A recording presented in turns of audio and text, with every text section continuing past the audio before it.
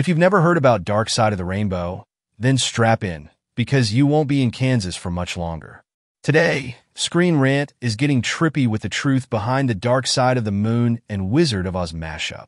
It's safe to say that 1939's The Wizard of Oz is one of the most cherished and watched films of all time, and that applies to every generation of kids and adults since the film was released.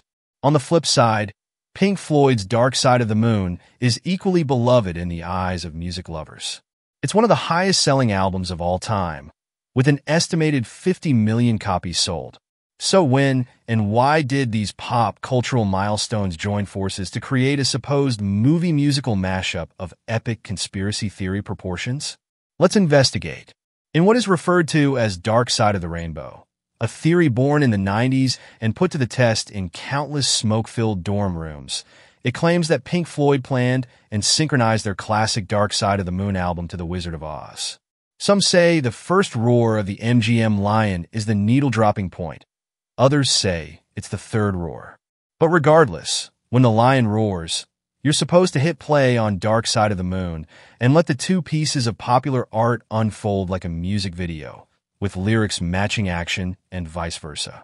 The theory really fires on all cylinders during the tornado scene when Floyd's Great Gig in the Sky is playing. But is all of this a grand master plan by Pink Floyd, or just a massive coincidence?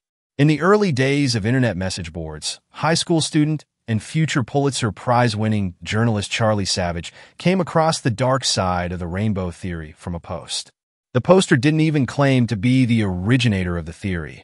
It was something they had heard secondhand.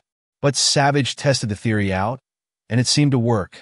Later, when Savage scored a job writing for the Fort Wayne, Indiana Journal-Gazette newspaper, he wrote an article about the Floyd-Oz mashup, which was later reprinted on an early webpage of his. That page lived on for years. This is how Savage thinks the theory really gained traction. But what is the truth behind the theory?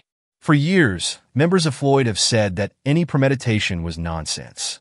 Just recently, David Gilmour had a little more fun with it on The Tonight Show with Jimmy Fallon. Well, of course it was. Gilmour joked when asked if the mashup was on purpose, then chimed in with, "There was no planning that out. I only heard about it years later." It's kind of amazing, and there are these strange coincidences straight from the rock god's mouth. The Pink Floyd album Dark Side of the Moon was written to synchronize with the movie The Wizard of Oz. But of course it was. Have you watched Dark Side of the Rainbow? What do you think?